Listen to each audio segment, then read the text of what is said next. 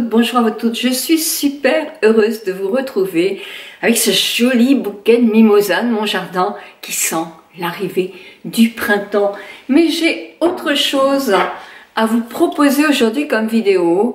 Je suis allée à l'événement Botanical et j'ai eu la chance de pouvoir poser les questions que m'avaient posées les 10 candidates objectifs BeautyTube à Elisabeth Bouadama, directrice de la recherche sur les produits. En faisant mon montage, je me suis aperçue que les réponses que me donnait Elisabeth étaient complètement impossibles pour vous à entendre, tellement il y avait de bruit dans cet événement Botanical. Je dirais que c'est pas une histoire d'âge. L'indice solaire. Donc merci à Émilie, parce qu'Émilie de la chaîne Émilie Mon Grain de Folie avait pris avait tourné toutes les séquences.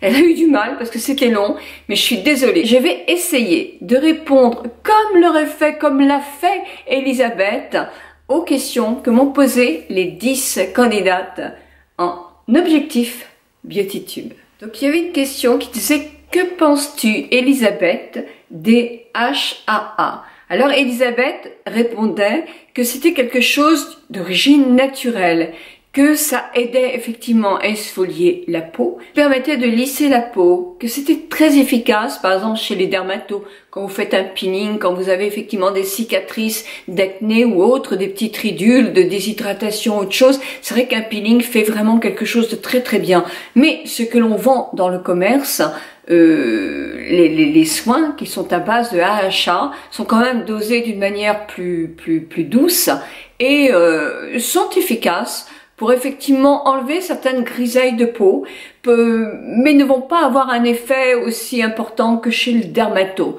Donc il faut faire attention, alors je vous reproduis ce que disait Elisabeth, il faut faire attention aussi à leur utilisation. Par exemple, faire un traitement à base de AHA après l'hiver, c'est parfait, ça va gommer un peu toute cette grisaille du teint, etc. Comme après l'été, où on a peut-être un petit peu abusé d'autobronzant, qui va effectivement donner une irrégularité du teint, même après le bronzage même, et qui va permettre d'avoir un teint plus uniforme, plus lumineux. Mais il faut faire très attention à son utilisation en été, parce que on bronze, donc la peau on l'agresse, donc mettre une crème à base d'AHA, moi j'ai du mal, ça va être encore peut-être plus difficile à supporter pour la peau. Donc faire très attention. Par contre, si on veut un effet effectivement tout de suite agréable, sans taches, même pour les taches de peau, je vois ça en anti-âge, eh bien les solutions chez le dermato sont quand même très plus rapides et performantes. La peau sèche, y a-t-il une ligne spécifique chez L'Oréal? Elisabeth m'a répondu qu'effectivement une peau sèche, parce qu'il y avait une autre question aussi, qui disait que d'une peau mixte en hiver, la peau de cette amie-là devenait hyper sèche. Donc est-ce que la peau change? Oui, bien sûr. Moi, je réponds de la part d'Elisabeth, la peau change. Une peau en hiver va devenir parfois plus sèche. Pourquoi? Parce qu'il y a différentes températures. C'est comme une plante. La peau, c'est quelque chose qui vit. Donc, on va dedans, c'est trop chaud. Souvent c'est même déshydraté parce que les chauffages sont souvent très chauds, mais on va dehors où il fait effectivement beaucoup plus froid, il y a du vent, il y a du soleil et on se protège moins, enfin il y a plein de choses qui font que la peau va se déshydrater davantage et va paraître plus sèche. Elle n'est pas forcément plus sèche, mais en tout cas elle est plus déshydratée. Donc il faut effectivement peut-être apporter aussi à l'intérieur, parce que la peau elle est aussi ce qu'on est à l'intérieur, donc davantage d'eau en buvant, davantage d'éléments nutritifs en ayant une alimentation peut-être un tout petit peu plus riche, attention pas trop non plus, hein, mais voilà, en lui donnant quelques compléments alimentaires si effectivement on est aussi en manque de certains éléments. Donc faire aussi qu'à l'intérieur notre peau soit nourrie en quelque sorte. Et puis dans la gamme L'Oréal, vous avez les produits qui s'appellent huiles extraordinaires, qui peuvent être un grand complément pour renourrir et réhydrater une peau en profondeur. Quel type de soins privilégier? Quand on a par exemple une personne a une peau sèche ou grasse, mais en plus elle a, on va dire, des rougeurs, une peau légèrement déshydratée, alors tous ces problèmes-là, c'est vrai qu'on se demande que faire. Elisabeth m'a répondu, quand on a tous ces problèmes-là, celui à privilégier, c'est celui qui vous ennuie le plus, c'est-à-dire en l'occurrence une peau hypersensible. Donc il faut faire très attention à ça.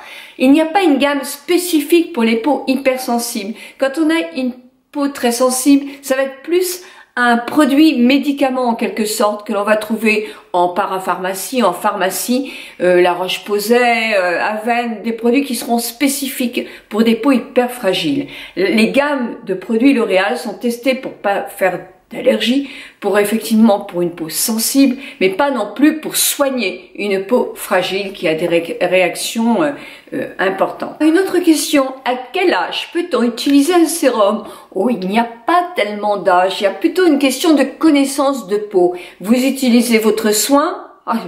On dirait il répond, mais là c'est Elisabeth qui parle pour moi. Vous utilisez depuis pas mal de temps votre crème, votre soin, vous en étiez contente, très bien adapté à votre peau, mais sauf que maintenant, boum, ça, c'est pas du pipi de chat, mais enfin c'est pas terrible. Vous voyez qu'il manque quelque chose, votre peau elle demande quelque chose, vous n'avez plus la même peau qu'avant. Eh bien là, vous pouvez vous dire, et si je testais un sérum? Si j'ajoutais de l'efficacité à ma crème, dans bien nombre de lignes, que ce soit chez L'Oréal ou dans d'autres marques, vous avez effectivement du sérum qui convient à ce style de crème, donc qui apporte, qui va avoir les mêmes si vous voulez ingrédients, mais avec une puissance beaucoup plus importante pour le sérum. C'est le moment de tester le sérum pour donner plus d'efficacité à votre crème, pour que votre peau attrape davantage ce qui lui convenait dans la crème, avec des principes beaucoup plus actifs, et donc vous allez voir tout de suite une amélioration. Donc non, ce n'est pas une question d'âge. C'est une question de comment réagit votre peau, est-ce qu'elle en a besoin. Elle peut avoir besoin d'un sérum si vous avez été fatigué, si vous avez été malade après une grossesse. Vous voyez, c'est plus une question d'anti-âge. Je pense que, alors là c'est moi qui le dis, en anti-âge, je pense que le sérum il devient presque obligatoire. Mais quand on est beaucoup plus jeune, il peut être en cure. Alors j'avais une question qui est revenue plusieurs fois aussi sur le tour des yeux qui était déshydraté. Un tour des yeux qui est sec, qui est déshydraté. Qu'est-ce qu'on peut faire? Eh bien, hydrater, nourrir. Il y a de plus en plus de sérums et de crèmes pour le contour des yeux qui sont hydratantes. Mais comme elles vont bien hydrater, elles vont nourrir aussi. Donc, appliquez ce soin-là, que ce soit matin et soir. C'est important. Bien nourrir cette partie-là avec une crème spécifique. La peau qu'on a autour des yeux, elle est tellement plus fine que le reste. On disait du papier à cigarette, bien que ça ne parle plus trop ça, parce qu'on ne les fait plus nos cigarettes. Mais vous voyez la finesse d'un papier de soie, eh bien c'est un peu ça. Donc effectivement, comme en plus on sourit, on parle, on gesticule, ben là ça se plisse énormément. Et en plus, si on a un problème de sécheresse de peau, ben vous pensez qu'il faut absolument la nourrir et l'hydrater un maximum pour justement qu'il n'y ait pas ce problème-là. Avec des gestes aussi très doux. Plus vous avez la feuille de cigarette là, ou de papier de soie, plus si vous faites des gestes trop forts, trop appuyés, vous allez la marquer. Donc là, il faut tapoter, hein, vraiment tapoter. Ou si vous lissez, mais vraiment effleurer. Votre peau, elle se déplace pas. C'est votre doigt qui se déplace et la crème que vous mettrez dessus. Il existe aussi, je ne sais pas chez L'Oréal, mais il existe aussi des masques bien en crème qui nourrissent. Hein, j'en ai un dont je parle souvent, donc qui est important. Il faut vraiment réhydrater et renourrir ces parties-là. Une autre question, à quel rythme doit-on faire un gommage? Nous posons la question à Elisabeth. Bien, la peau se renouvelle tous les 28 jours, sauf que plus on prend de l'âge, moins elle se renouvelle facilement. Elle prend son temps. Alors, est-ce qu'un gommage va l'aider? Vous avez différentes sortes de gommages. On parle pas du peeling qui est fait chez les dermatos, qui vous donnent qui font une peau toute neuve en quelque sorte. On parle des gommages que l'on trouve dans le commerce. Maximum que vous devez faire un gommage, c'est 1 ou 2 fois par semaine, pas plus. Moi, je sais que personnellement, je le fais 1 fois tous les 15 jours. Ma peau, elle se salit pas énormément, je l'entretiens très bien. Donc, je n'ai pas une peau, effectivement, qui a besoin d'être gommée. Par contre, si vous avez tendance à ne pas vous démaquiller tous les jours, à fumer, à être dans un endroit très pollué. Vous aurez besoin de faire un gommage beaucoup plus souvent. Si vous avez une peau sensible, donc faites des gommages avec des particules hyper fines. Une question qui va intéresser tellement de gens. Quand on vieillit, la peau effectivement vieillit à un rythme différent. Ça se ride et ça se manque de fermeté. Alors, comment soigner tout ça? Donc voilà la réponse d'Elisabeth. On va dire de 25 jusqu'à 35 ans, la peau vieillit plus ici, c'est-à-dire qu'elle se ride là. Donc on attrape des petites rides. Puis à partir de 35, 40, ça c'est des âges, hein, ça peut être plus tard ou plus tôt. Hein. Là, c'est plutôt là que la peau va vieillir et là elle va se relâcher, d'où un affaissement du visage. Alors comment faire? On pourrait faire un soin là anti-rides, bah oui, et le continuer. Et puis faire un soin anti-relâchement, oui, pourquoi pas? C'est vrai qu'on pourrait faire ça, hein. Mais donc comme on parle de L'Oréal aujourd'hui, eux ils ont fait un soin depuis 20 ans qui regroupe les deux problématiques en quelque sorte, la ride et la fermeté. Et ce soin, toute cette gamme de soins s'appelle le Revitalift. Voilà les réponses aux questions posées par mes 10 candidates via l'objectif BeautyTube 2, mais aussi je suis sûre que ça va répondre à certaines de vos questions. Ah voilà, j'espère que cette vidéo va vous plaire. C'est vrai que j'ai fait avec les moyens du bord. Je voulais vous donner les réponses, c'était important, ce sont des questions que l'on se pose toutes, hein, et tous, parce que c'est autant masculin que féminin, mais la qualité de l'enregistrement était franchement pas possible. Quand il y a du bruit comme ça, il faudrait faire taire tout le monde, sauf qu'on n'est pas les seuls non plus à vouloir avoir des interviews.